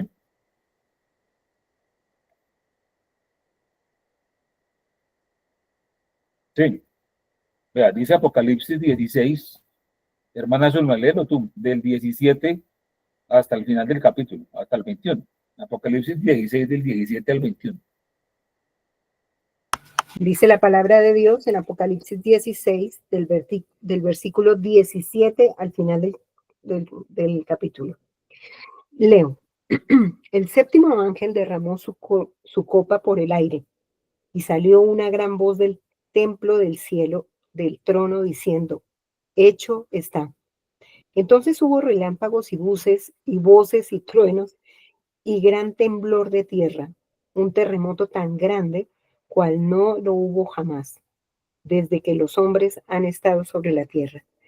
Y la gran ciudad fue dividida en 3 partes, y las ciudades de las naciones cayeron, y la gran Babilonia vino en memoria delante de Dios para darle el cáliz del vino del ardor de su ira. Y toda isla huyó, y los montes no fueron hallados. Y cayó del cielo sobre los hombres un enorme granizo, como del peso de un talento. Y los hombres blasfemaron contra Dios por la plaga del granizo, porque su plaga fue sobremanera grande.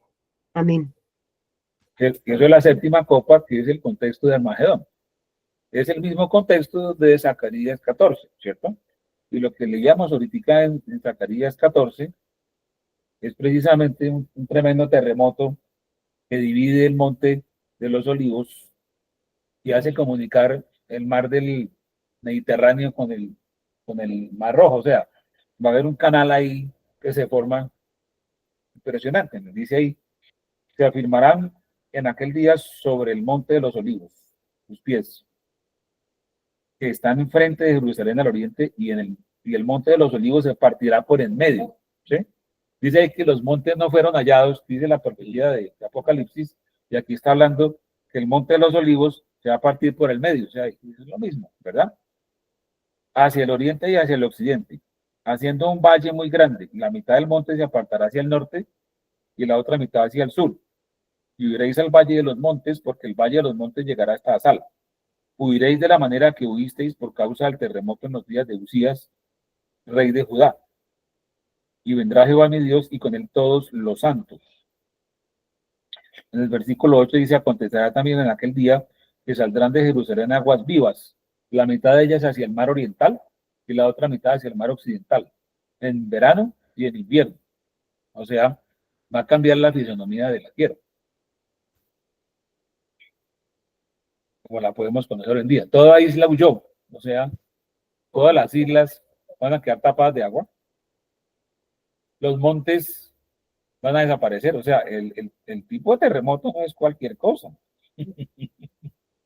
Que hasta el monte de los olivos se va a partir por la mitad. Entonces, hay que tener en cuenta que eso está acompañando el descenso del Señor Jesucristo a la tierra para tomar el reino, y va a haber una cantidad de cambios impresionantes. O sea, ahí no va a quedar piedra sobre piedra. Cuando dice que Babilonia viene en memoria, imagínense ustedes todas las ciudades sepultadas por ese terremoto. O sea, eso no va a ser cualquier cosa. Y fuera de eso, un cambio de eje de rotación de la Tierra. Y lo curioso es que pueda sobrevivir gente. Va a sobrevivir gente. Sí, Va a sobrevivir va a gente de todas sobrevivir. maneras. ¿Sí? Pero va a ser un elemento cósmico, un cataclismo cósmico supremamente grande, porque dice ahí que un terremoto tan grande cual nunca lo ha habido desde que ha habido hombres sobre la Tierra. Entonces, ¿cómo será? ¿Sí? Si a uno le pareció fuerte, por ejemplo, ese terremoto o ese tsunami que hubo en el 2004, que acabó con 200 y pico mil personas allá en las costas de Sri Lanka, por allá por donde queda Tailandia, todos esos sitios, Myanmar. Imagínense esto, ¿cómo será? Entonces, pues, lo cierto es que Dios presagió en David que a partir del monte de Sión impartiría su ley,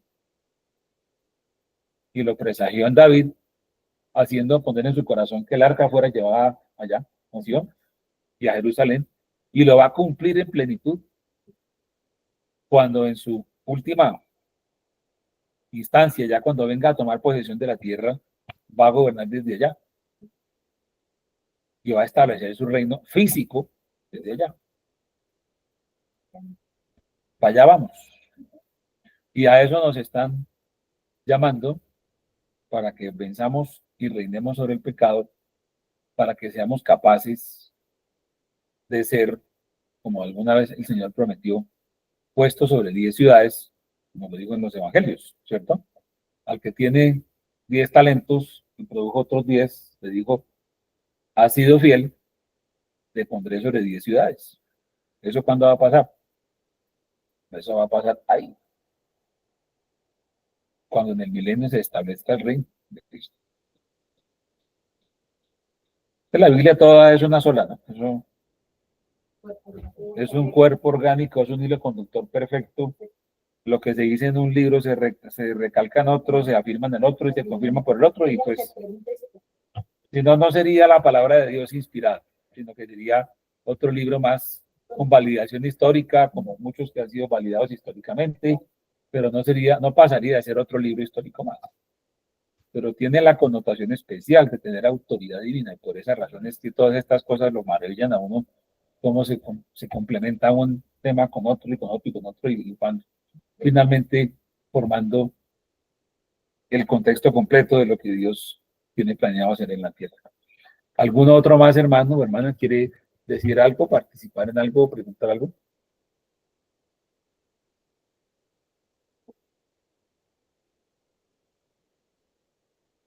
Hermana Olga, adelante.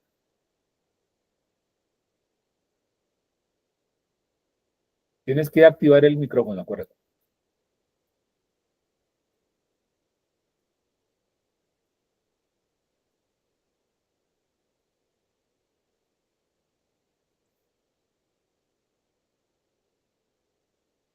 Tienes que activar tu micrófono, hermana Olga. A veces no aparece, pero entonces uno toca la pantalla y cuando aparezca el micrófono, entonces lo tocas y se activa. Ya. Ah, no, todavía no.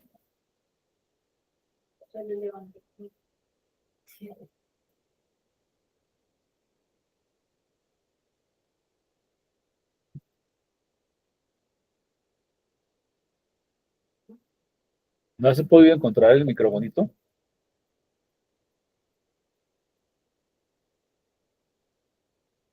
Porque es una lástima, porque entonces no te escuchamos.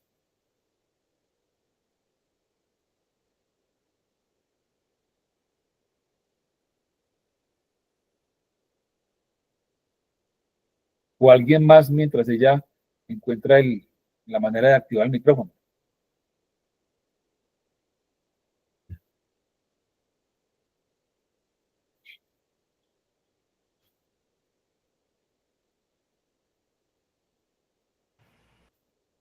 Ahora sí. Ah, lo activaste por una fracción de segundo y se te volvió a cerrar.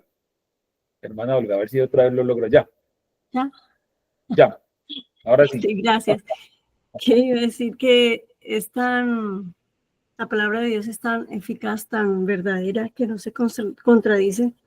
Y las promesas que le hizo efectivamente desde a Abraham, a Isaac y a Jacob, pues se van a cumplir. Y sobre su pueblo literal, que es Israel, las dos casas de Israel, que gracias a ellos y por el Señor, que son los que tenemos la salvación y logramos la salvación todos los que creemos en el Señor Yahshua HaMashiach.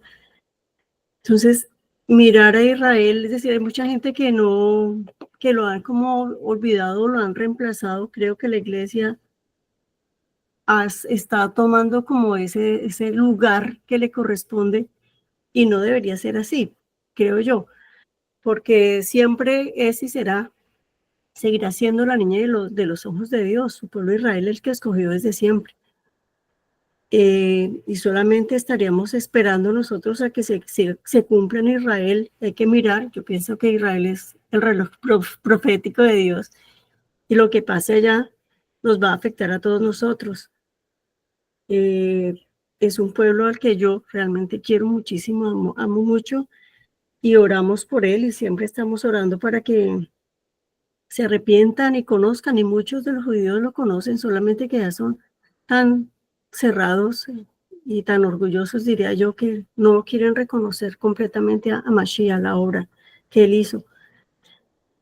Solo seguir orando y orar por la paz de Jerusalén, como dicen los salmos, y también esperar cuando se lleguen estos finales, el final de los tiempos, y que ellos clamen, porque es cuando ellos claman y van a clamar literalmente para que venga él y los rescate, porque será el único que los puede rescatar cuando se presente la batalla de Armagedón.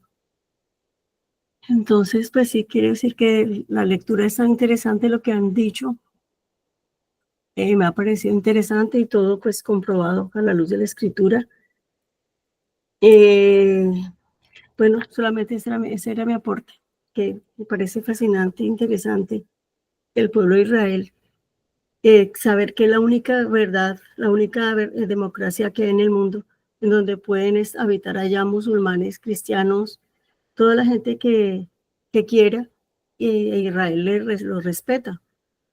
No como a los cristianos que están en otras partes del mundo, en partes de África, que los están matando por solamente por predicar la palabra, por tener una creencia distinta.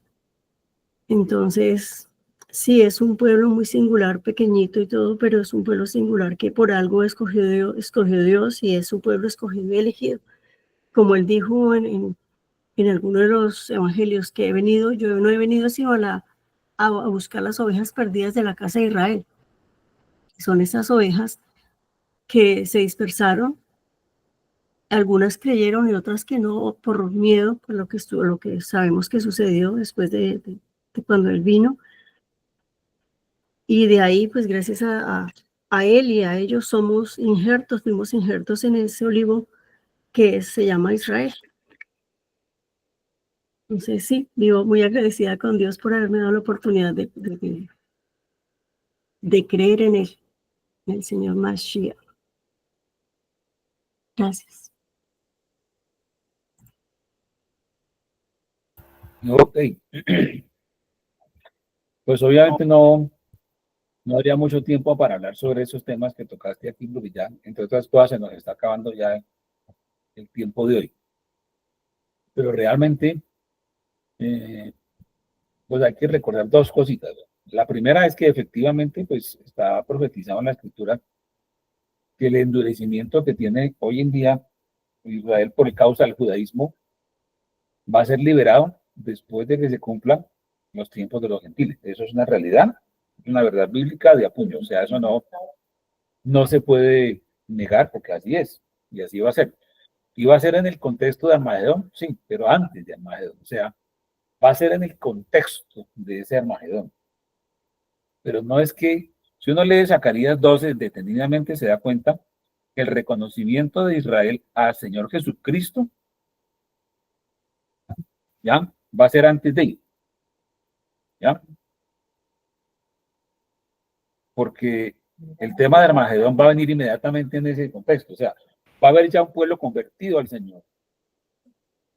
Y después es que va a haber el problema de que se va a destruir la ciudad, la mitad, etcétera, pero un remanente no. Bueno, Es tercera parte, tercera parte parte del pueblo de Israel de allá. Uh-huh. Sí, pero eso es inmediatamente antes de Armagedón, pero sí. Es en ese contexto. No es que sea por causa de Armagedón que ahora sí vamos a reconocer, no. No. Ellos van a reconocer. No nosotros, ellos, quizás algunos de ellos que van, es decir, tienen que llamarlo para que venga y lo rescate y lo redima, porque no habrá, si no es el Señor, nadie los va a rescatar o esto se va a desaparecer.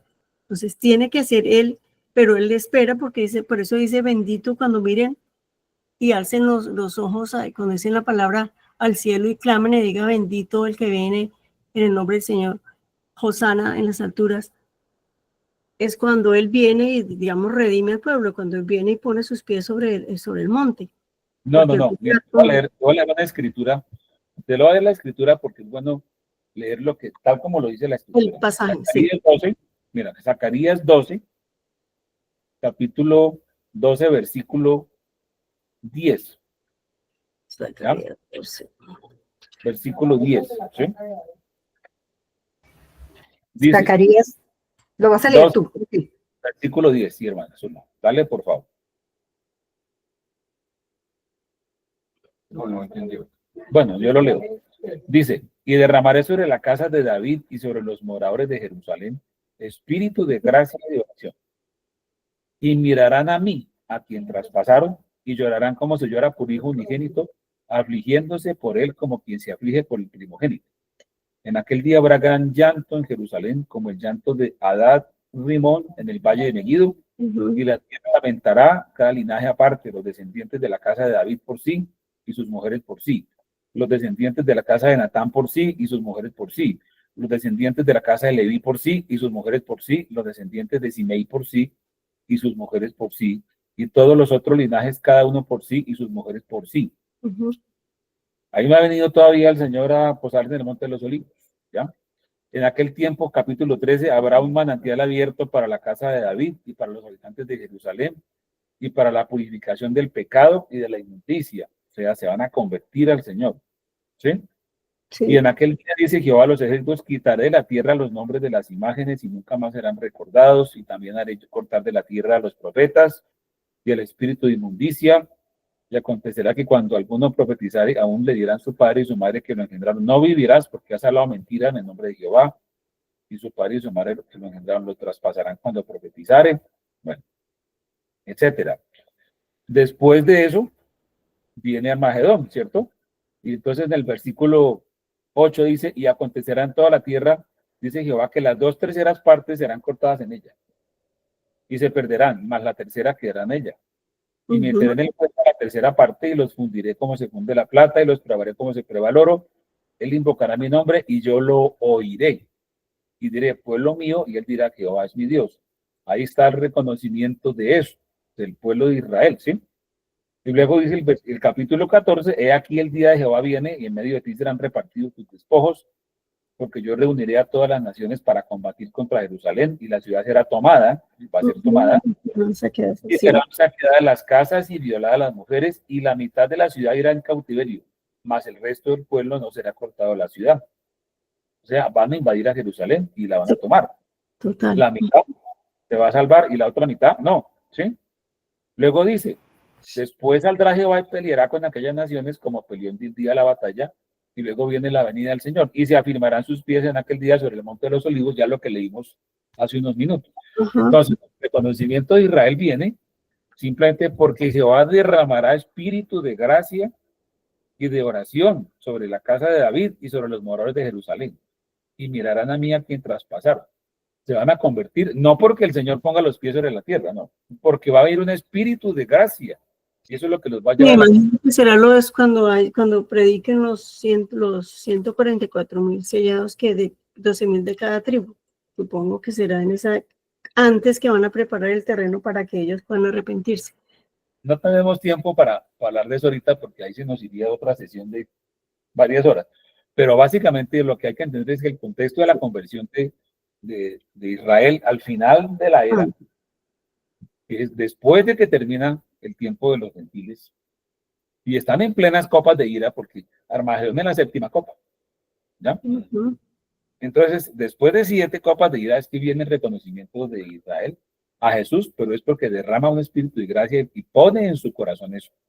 Ya cuando venga y se pose sobre el Monte de los Olivos, ya es para establecer el reino, pero ya Israel se ha convertido antes. O sea, los que se van a convertir, fíjese que no todos, porque la mitad de la ciudad va a ser tomada, el remanente que va a ser salvo, ese se va a arrepentir, es antes de. O sea, le va a abrir la puerta de gracia, pero antes de. Porque es que después de, llama y tu tía. ¿No? Es antes de, realmente. Bueno, para no alargar más la cosa, ¿alguna otra pregunta o comentario?